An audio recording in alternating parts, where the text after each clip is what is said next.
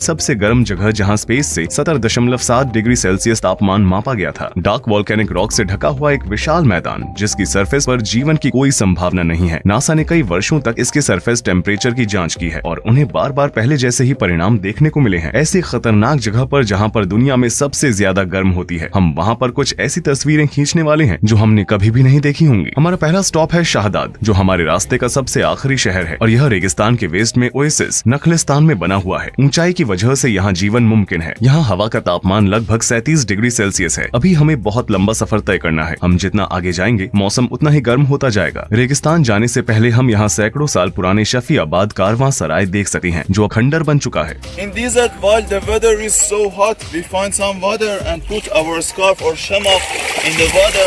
National air condition. And put it on our head to reduce the temperature. So we need to record the track of going to the desert. There is a backup company which is following our GPS and our track, and if something happened to us, they immediately come to us.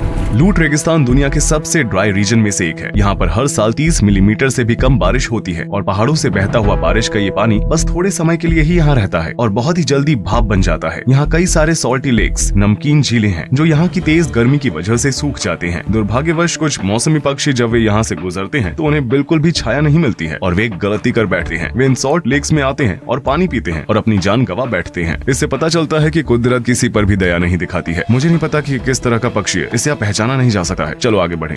रेगिस्तान में अच्छे से आगे बढ़ने के लिए हमने अपनी कारों के टायर का प्रेशर कम कर दिया है। अभी उबड़ खाबड़ वाले रास्तों में फटने नहीं चाहिए। हमने बस अभी अभी सड़क पर आगे बढ़ना शुरू किया है। आइए यहाँ की मिट्टी का तापमान देखें, 63.7 डिग्री सेल्सियस। मैं नहीं जानता कि अगले 100 किलोमीटर में मेरी क्या हालत होगी। आप देख सकते हैं कि छाया भी 45 डिग्री सेल्सियस है और अभी तो दिन की शुरुआत ही हुई है। I keep the phone cooler like this, with this ice like this. If it is got hot, it doesn't work. 2 घंटों तक रेगिस्तान में घूमते घूमते हम आखिरकार इसके बीचों बीच पहुंच ही गए। लूट रेगिस्तान में इस जगह की ऊंचाई सबसे कम है और यह दूसरी सबसे गर्म जगह है। इस पॉइंट के बाद अगर हम 2 मिनट से ज्यादा समय तक बाहर रहने वाले हैं तो हमारे हाथों सहित हमारा पूरा शरीर ढका हुआ होना चाहिए। लगभग 12 बजे गाड़ी से उतरते समय हमने सबसे पहले जमीन के तापमान को मापा। हमारे इंफ्रारेड थर्मामीटर ने 66.9 degree Celsius, 66.3 degree Celsius, 68.2 degree Celsius reading दिखाई। लेजर थर्मामीटर से 2 मिनट तक मापने के बाद ही उच्च तापमान की वजह से डिवाइस ने ठीक से काम करना बंद कर दिया। दूसरी ओर हमारे इमर्जन थर्मामीटर ने 69.6 डिग्री सेल्सियस रीडिंग दिखाई। हमारे गाइड को डर था कि कहीं हम रेत के बीचों बीच फंस ना जाए, इसलिए वो जल्दी से गाड़ी से निकलकर हमारे पास आया। I'm gonna pass these dunes and then I pick you up there because the car should be lighter. जैसे जैसे हम रेगिस्तान के बीचों बीच जा रहे हैं हमारी हालत खराब होती जा रही है। वहाँ कालूटस हैं जो हमने पहले कहीं भी नहीं देखे हैं। We need to be very careful near the sand dunes because we got stuck immediately. Should be very careful and drive very good. यहाँ सांस लेना और निकलना बहुत मुश्किल है। मेरा पूरा मुंह सूख चुका है। थर्मामीटर की रेड लाइट एक तरफ अटक चुकी है। ये बिल्कुल भी हिल नहीं रही है, इसलिए हम अभी माप नहीं सकते हैं। ये दिखा रहा है कि यहाँ का तापमान 50 डिग्री से भी अधिक है। हमारे पास एक लेजर थर्मामीटर भी है लेकिन अब ये काम नहीं कर रहा है। ये एक इमर्जन थर्मामीटर है। यहाँ का तापमान 52 डिग्री सेल्सियस है। हमारे गाइड के मुताबिक हमें और भी आगे जाना है लेकिन हम यहाँ पर ठीक से सांस भी नहीं ले पा रहे हैं। खिड़की खोलने पर हवा हमारे चेहरे पर ऐसे आ रही है जैसे कोई हॉट ड्रायर हो। यहाँ की धरती जलते हुए तवे की तरह है। यहाँ का माहौल एक ओवन की तरह है। हमने इसे खोला ताकि हमें थोड़ी ठंडक मिल सके लेकिन ऐसे हमें और भी तकलीफ हो रही है। ऐसा लगता है कि जैसे गर्म हवा हमारा गला घोट रही है। हवा का तापमान और धरती का तापमान दोनों अलग अलग चीजें हैं। जबकि धरती का तापमान सूरज को सोखने वाली रेत के वैल्यूज के बारे में बताता है। हवा का तापमान रेत से कम 1.5 मीटर के ऊपर हवा की वैल्यूज के बारे में बताता है। आमतौर पर धरती का तापमान हवा के तापमान से अधिक होता है।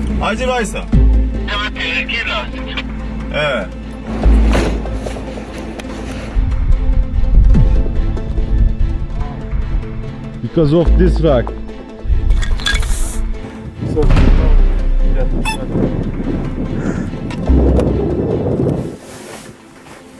Hey, look, My shoe is melted. My feet feel like burning. हमारे दोस्त का जूता जमीन पर कदम रखते ही पिघल गया। इसकी लेयर खराब हो चुकी है। जमीन का तापमान लगभग 70 डिग्री है। कैमरे का इस्तेमाल नहीं पड़ने पर हम इसे हमारे पानी की बोतलों के साथ रेफ्रिजरेटर में डाल देते हैं ताकि इसे उच्च तापमान से बचाया जा सके, नहीं तो वो लगातार बंद हो रहा है। It's time. हमारे फोन भी बीच बीच में बंद हो रहे हैं। My phone doesn't work. भले ही मैं अपने साथ 2 लीटर का वाटर बैग लेकर चलता हूँ और उसे बार बार भरता रहता हूँ, लेकिन फिर भी मेरी प्यास नहीं बुझ रही है। अभी दोपहर के 2:15 बजे हैं और हम इस अनंत रेगिस्तान की ओर बढ़ रहे हैं। देखते हैं कि हम कितना आगे जा पाते हैं। रेगिस्तान के नजदीक वेस्ट में कम ऊंचाई वाली जगह है जिसकी ऊंचाई 150 मीटर तक है और ये तेज हवाओं के संपर्क में आती है। हवा के कटाव से कलुत स्ट्रक्चर्स बनते हैं जो 150 मीटर तक ऊंचे होते हैं और कई किलोमीटर की दूरी से देखे जा सकते हैं। ये क्षेत्र 75 मीटर ऊंचे समानांतर टीले और अन्य जियो क्लाइमेटिक स्ट्रक्चर्स के साथ यार्डक भी मौजूद है। हालांकि यहाँ हवा तेज है, रेत से जलन पैदा हो रही है। मुझे ऐसे खड़े रहने में भी बहुत दिक्कत हो रही है क्योंकि धरती पर मौजूद रेत मेरे पैरों को जला रही है। हाई हील वाले स्नीकर्स पहनने के बाद भी मुझे मेरे पैरों में गर्मी महसूस हो रही है। मेटीरियोलॉजी स्टेशन द्वारा छाया वाले क्षेत्रों में तापमान को मापा जाता है। यहाँ कोई मौसम केंद्र नहीं है। हम इसे अपने तरीके से मापेंगे। इसके लिए हम छाया भी बनाएंगे। कलुटस के पास छाया में जहाँ तेज हवाएं चल रही है, हमें 52 डिग्री का तापमान नहीं दिखा जो हमने 1 घंटे पहले सूरज के नीचे देखा था। आप देख सकते हैं कि अभी तापमान 47.3 डिग्री है, लेकिन अभी जो हवाएं चल रही हैं वो बाद में जाकर रेतीले तूफान में बदल सकती हैं। हवा से हमारे होंठ सूख जाते हैं और हमारी प्यास बढ़ जाती है। रेत से रिफ्लेक्ट हो रही सूरज की किरणों की वजह से हमें देखने में और भी दिक्कत हो रही है। ये और भी बदतर है। मुझे ऐसा लग रहा है जैसे मैं अंधा हूँ। यहाँ बहुत रोशनी है और ग्लासेस की सख्त जरूरत है। इसके बिना आसपास देखना वाकई में बहुत मुश्किल है। ये रेतीले तूफान के दौरान साइड से भी बचाता है, लेकिन ये सबसे गर्म जगह नहीं है। हम अब तक सबसे गर्म जगह पर नहीं पहुँचे हैं। मेरे ख्याल से वहाँ का तापमान यहाँ के तापमान से 5 से 6 डिग्री ज्यादा है। 50 डिग्री सेल्सियस के बाद प्रत्येक बढ़ती डिग्री को झेलना बहुत मुश्किल बन जाता है। मेटल से बनी चीजों को पकड़ना नामुमकिन हो जाता है और यहाँ तक कि कुछ वस्तुएं तो पिघल भी सकती हैं। तापमान का 50 से 51 तक बढ़ना और 30 से 31 तक बढ़ना बहुत अलग है। ये सहने की शक्ति को भी पार कर देता है। समय के आगे बढ़ने के साथ साथ हवा की तीव्रता भी बढ़ती जाती है। ये रात में रेतीले तूफान आने का संकेत है। लाल बादलों के बीच यहाँ अंधेरा छा जाने के बाद समुद्र के गरजने जैसी आवाज हर जगह सुनाई देती है। घंटों चिंता में आप जमीन पर पड़े रहते हैं, बिना हिले डुले, निराशा में। ये रेतीला तूफान हो सकता है। हम आखिरकार छाया की ठंडक में थोड़ी सांस ले सके हैं। अब हम रेत पर खाना गर्म करने जा रहे हैं। जमीन से आने वाले 70 डिग्री सेल्सियस तापमान की मदद से हमने हमारा खाना खाया। Let's reduce the temperature of your body. शुक्रिया। हम सभी छाव में आराम कर रहे हैं और इस वक्त दोपहर के लगभग 3:30 बज रहे हैं। हम सब बहुत थक चुके हैं। ऐसा लग रहा है जैसे सूरज ने हमारी पूरी शक्ति ही खींच ली हो। हम एक लोकल ईरानी डिश खा रहे हैं जिसे हुरमा सेब्जी भी कहा जाता है। मैं उस जमीन पर कदम रख रहा हूँ जिस पर शायद ही मानव जाति ने कभी कदम रखा होगा। ये एक बहुत ही जबरदस्त एहसास है। लोग अक्सर रेगिस्तान की इन गहराइयों में नहीं जाते हैं। यहाँ शायद बहुत कम लोग आते हैं। हम कलुत के पास ही खड़े हैं। हमें यहाँ दीवारें दिखाई दे रही हैं। देखो ये कैसे बना हुआ है। ये बहुत ही सख्त और बहुत बड़ा है। अब हमें वापस अपने कैंप साइट पर जाना है। हमारा सारा पानी खत्म हो चुका है। हमारे पैरों के निशान लगभग गायब हो गए हैं। ये सब कुछ एक जैसा ही दिखाई देता है। हमें वो जगहें याद ही नहीं है जहाँ से गुजरे थे। हम लगभग 3 घंटे से पैदल चल रहे हैं। सूरज थोड़ा अस्त हो चुका है। तापमान भी धीरे धीरे कम हो रहा है। मेरे ख्याल से अब तापमान 45 डिग्री है। रेगिस्तान एक ऐसी सड़क है जो कभी भी खत्म नहीं होती है। जहाँ पर भी आपकी नजर जाएगी वहाँ आपको रेत से ढकी हुई हजारों सड़कें दिखाई देंगी, लेकिन जो दिशा नहीं जानते उनके लिए एक ही नियति होती है। कुछ पक्षी रेगिस्तान में प्रवेश तो करते हैं, लेकिन यहाँ की तेज गर्मी को सहन नहीं कर पाते और यहीं फंस जाते हैं और आकाश से नीचे गिरकर वे इकोलॉजिकल बैलेंस बनाते हैं जिसमें ग्रासहॉपर्स और रेगिस्तानी लोमड़ियां शामिल हैं। आखिरकार हम वापस लौट आए और रात के रेतीले तूफान से बचने के लिए हम उत्तर की ओर कैंप लगाने की जगह ढूंढने निकल पड़े।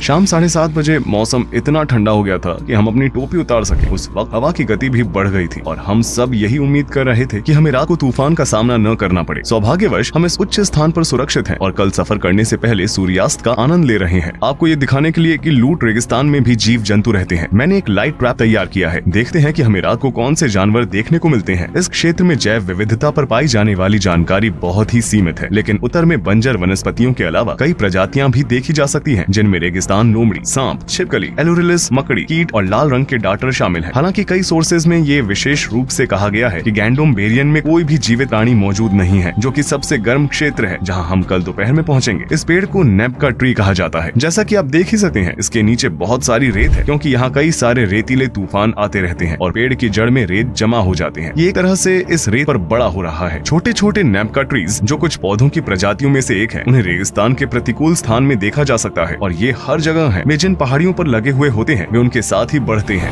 We're gonna go here, volcanic mountain, volcanic area, and here is Gandom area. ये एक ऐसी जगह है जहाँ सालों तक ऊँटों के साथ घूमने वाले भी मुश्किल से जीवित रह पाते हैं। कुछ लेजेंड्स के मुताबिक यात्रा पूरी करते करते हफ्ते लग जाते थे और यहाँ तक कि ऊँट के भी घुटने कांपने लगते थे। वास्तविक दिखाई देने वाली मिराज हमेशा एडवेंचर करने वाले लोगों को भटका देती है। क्या आप कभी गर्मियों में गैंडोम बेरियन आए हैं? No, it is very dangerous to come here in this season. It's 8 years that I'm doing in Lut Desert, but this is the first time that I'm coming here in this season. The weather is so hot and very hard. क्या कोई है जो यहाँ जून में आता हो? No, there is no people doing this. ऐसी अफवाह है कि गेहूं से भरे हुए एक कारवां को जमीन पर छोड़ना पड़ा था और जब वे कुछ दिनों बाद अपने ऊंट के साथ वापस लौटे तो उन्होंने देखा कि उनके गेहूं भुने हुए थे। फारसी में गैंडोम बेरियन का मतलब होता है भुना हुआ गेहूं। आसपास के रेत के टीले और पहाड़ों की वजह से गर्म हवा जमीन में ही दबी रहती है। इसकी कम ऊंचाई हवा के बढ़ने और ठंडी होने की संभावना को कम कर देती है। इसकी सतह पर सूर्य वॉल्केनिक रॉक्स के डार्क कलर को लगभग सोख लेता है। गैंडोम बेरियन जाते वक्त हमें 2 मोटरसाइकिल के पहिए मिले। हमें कोई अंदाजा नहीं है कि इन गाड़ियों को चलाने वाले व्यक्तियों के साथ क्या हुआ होगा, जबकि सबसे नजदीकी बस्ती मीलों दूर है। कुछ यात्री यहाँ दिसंबर, जनवरी, फरवरी जैसे ठंडे महीनों में आना पसंद करते हैं, लेकिन जून, जुलाई और अगस्त के महीनों में We cannot go any further. The stones are black and the temperature is so hot. We stop here. We stop here. No more further. Okay. It is dangerous to go further. आरशे पे पोइसारा। मुझे यहाँ shoot करने के लिए बस 2 घंटे चाहिए, क्योंकि मुझे पत्थरों की जांच करनी है। हम यहाँ कब तक रुके रहेंगे? Actually, to be honest, it is better to go to leave here as soon as possible. But if you want to do anything, it is not my responsibility. Just go. We go back there and we wait there for you. You go and do whatever you want and go back as soon as possible. It is dangerous to stay here more. आप अब पीछे जाएंगे? Yeah, we go back. It is very dangerous for the car to keep the car here. As you see, the stones are black and very heat, and it may flat the tires or also damage the engine. So we go back there, wait for you. बस 200 metre ना? Maybe a little bit more, yeah. The temperature is so hot, and so I am trying to cool the radiator. We are here, exactly here, like 300 or 400 meter to Gandom Herian. We are not allowed to go further with car. You can do this by walking, and this big hill is Gandom Beria. You need to be careful. Take water with yourself and cover yourself completely, because the weather is so dry. Even if your skin will be burned and you will be heated and your body will be dehydrated and you will die. Okay, just be careful and take lots of water with yourself. Take one radio. Just in emergency cases, we need to be with each other in touch. Be careful. Your shoes should be tight, and the heat maybe burn your shoes as well. Okay, check this area. Just please go back as soon as possible. As soon as did your job, go back. Okay, and always should be in touch with radio. Yeah, just sure. one group. Yes, take the radio with yourself and be careful. Okay, to be without any, I don't know if it is not reality. It is the reality. It is dangerous. The reality is dangerous. Go and go back soon. And the time is the maximum temperature. It's 12 until when you go back. 1 घंटे बाद? So 1 is the hottest time. तो शायद 2 घंटे बाद। शुक्रिया। Bye.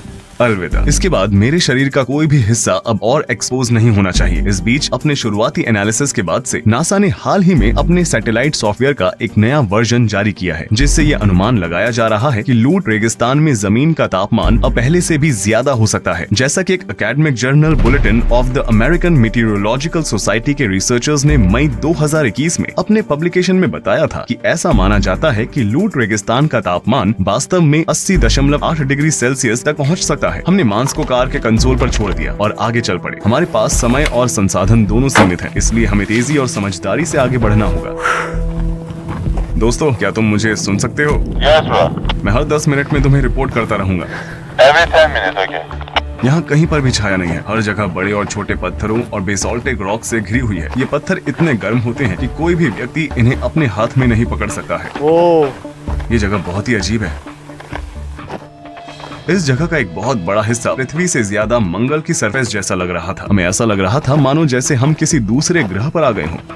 अब हम इस धरती की सबसे गर्म जगह पर खड़े हैं। मुझे विश्वास नहीं हो रहा है। मैं नहीं जानता कि हम यहाँ कितने समय तक जिंदा रह सकते हैं। यहाँ हर जगह बहुत गर्मी है। मुझे अपने पैरों में गर्मी महसूस हो रही है। ऐसी कोई जगह नहीं है जहाँ मैं अपना पैर रखूं और वो जगह काली हो और काली सतह पूरी तरह से जल रही है। आप आगे की ओर पहाड़ों को देख सकते हैं। इसके आगे और भी पहाड़ हैं। देखो वो वाली जगह ऐसी लग रही है जैसे वहाँ आग जल रही हो। हालांकि मैं नहीं जानता कि आप गर्मी को बढ़ते हुए देख पा रहे हैं या नहीं, क्योंकि ये जगह पहाड़ों से घिरी हुई है और पहाड़ गर्म हवा को फंसा देते हैं। इसलिए गर्म हवा बिल्कुल भी बाहर नहीं जा पाती। इसलिए यहाँ बहुत गर्मी होती है। चट्टानों का रंग और बेसाल्ट स्ट्रक्चर प्राकृतिक रूप से सूर्य की किरणों को अधिक सोखते हैं। ये जगह नर्क से कम नहीं है। चलो थोड़ा आगे चलकर तापमान चेक करते हैं। सूखी सतह का उच्च तापमान किसी भी व्यक्ति की पूरी सहन शक्ति और ताकत को खींच लेता है। यहाँ तक कि कैक्टस जैसे पौधे भी यहाँ नहीं होते हैं। ऐसा कई सोर्सेज में बताया गया है कि इस जगह पर कोई भी जीवित प्राणी नहीं रह सका है। ऐसा माना जाता है कि इन बेसाल्ट रेमिनेंट्स का निर्माण लगभग 2 मिलियन साल पहले हुई मैग्नेटिक एक्टिविटी की वजह से हुआ था और लावा में गैस निकलने के परिणाम स्वरूप पत्थरों में छेद बन गए थे। हम अनऑफिशियली धरती पर आज तक मापे गए सबसे हाईएस्ट तापमान में से एक को मापने जा रहे हैं। यहाँ गलती से भी किसी व्यक्ति को अकेला छोड़ देने का मतलब उसकी मौत है। अगर अभी हमारे दोस्त चले जाते हैं तो हम कभी भी यहाँ से निकल नहीं पाएंगे। हम इस वक्त एक ऐसी जगह पर हैं जहाँ कोई भी व्यक्ति सरवाइव नहीं कर सका है। इंटरनेट पर ऐसे कई आर्टिकल हैं जिनका कहना है कि गैंडोम बेरियन में कोई जीवित प्राणी नहीं रहता है। हम इस वक्त धरती की सबसे गर्म जगह पर खड़े हैं, वो भी सबसे गर्म मौसम में और दिन के सबसे गर्म समय में।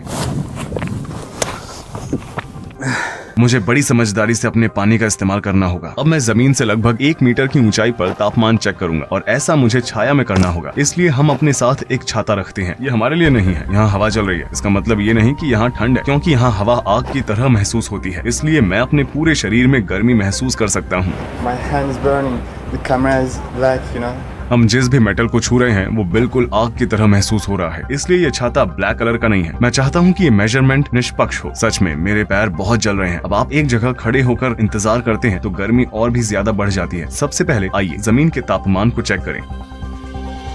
मेरे पैर अभी भी जल रहे हैं। ये ठीक से काम नहीं कर रहा है। ये तापमान को माप तो सकता है लेकिन गर्मी में नहीं। हम थर्मामीटर को ठंडे पानी के पास में रखेंगे, इसे थोड़ी देर ठंडा होने देंगे और फिर दोबारा से कोशिश करेंगे। सही मेजरमेंट लेने के लिए मैंने इसे लगभग 1 मिनट के लिए छाया में रखा। मेरी हालत ऐसी है कि मैं कुछ भी बोल नहीं पा रहा हूँ।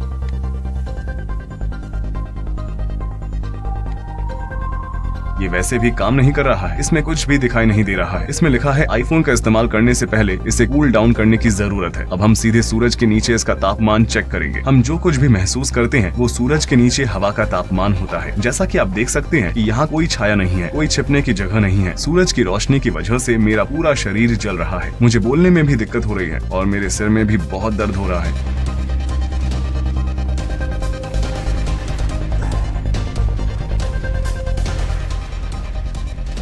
ये हवा का तापमान 54 डिग्री सेल्सियस के आसपास दिखा रहा है। आइए इससे सरफेस का तापमान चेक करें। दोस्तों लगभग 30 मिनट बीत चुके हैं और हम ठीक हैं। क्या वहाँ सब कुछ ठीक है? मैं अपने ऊपर सूर्य की तीव्रता को महसूस कर सका हूँ। मैंने ध्यान दिया कि मेरे दिल की धड़कन भी बढ़ रही है। मैं कांप रहा हूँ। यहाँ पर लगभग 1 घंटा बिताने के बाद ही हमारे शरीर कांपने लगे। मैं बात नहीं कर सकता। मैं बहुत थक गया हूँ। मेरे में अब और ताकत नहीं है। मुझे बहुत बार ब्रेक लेनी होगी। Water break. कैमरा इतना गर्म हो गया कि मैं बिना ग्लव्स के इसे 3 सेकंड भी पकड़ नहीं सकता। कोई भी चीज जो मेटल की नहीं वो भी अभी आग की तरह गर्म होने लगी है। क्या तुमने अपने ग्लव्स उतार दिए हैं? My hands shaking, but the place where I touched camera are red and hurting. बिना चश्मे के इतनी चमक है। मैं इस तरह कभी वॉक नहीं कर सकता। मैं अब कुछ अलग आजमाने जा रहा हूँ। एरर दिखा रहा है। लगता है ये फिर से खराब हो गया है। मुझे दोबारा से अपने ग्लव्स पहनने होंगे। ये काम कर रहा है। इधर 68.6, 69.2। नासा ने जिस तापमान के बारे में बताया था हम उसके काफी करीब हैं। ये रेतीले तूफान का संकेत हो सकता है। यहाँ तूफान आते जाते रहते हैं। हेलो, मैं यहाँ हूँ। क्या तुम मुझे सुन सकते हो? Yeah, can you hear me? हाँ, हम सब ठीक है। कोई चिंता की बात नहीं है। अभी अभी यहाँ से एक रेतीला तूफान गुजरा था और हम उसे शूट कर रहे थे, इसलिए मैं तुम्हें जवाब नहीं दे पाया। Remember that you are the only person who gets there in this season, in this time, in this day. आइए इसके तापमान पर एक नजर डालें। ये काम नहीं कर रहा है, ये भी खराब हो गया है। हाँ, ये हिस्सा गर्मी का सामना कर सकता है, लेकिन ये हिस्सा जहाँ इसका मैकेनिज्म है वो भी जमीन पर था। मुझे लगता है कि ये गर्मी की वजह से खराब हो चुका है। ये टिकाऊ नहीं है, ये भी खराब हो गया। लेजर थर्मामीटर भी एरर दे रहा है और काम नहीं कर रहा है। मर्क्यूरी थर्मामीटर का लिक्विड ऊपर की तरफ चिपक गया है, ये भी काम नहीं कर रहा है। इमर्जेंट थर्मामीटर भी खराब हो गया है। Shall we walk?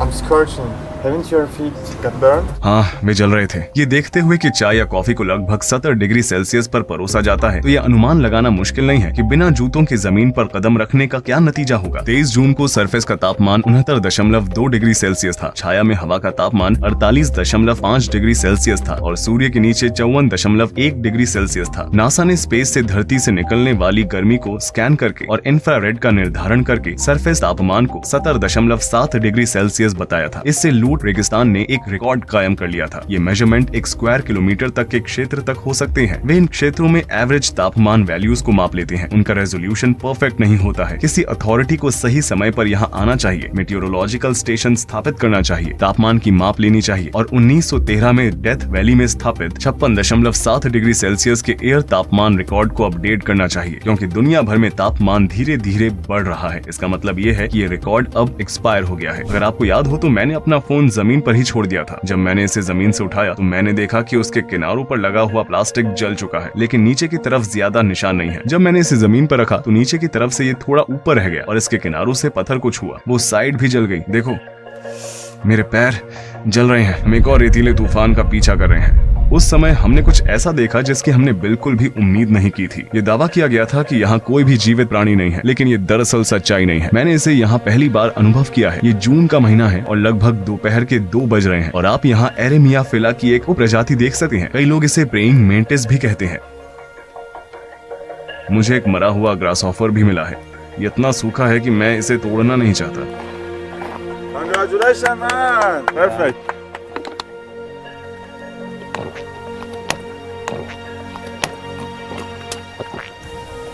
Rui, you look aged.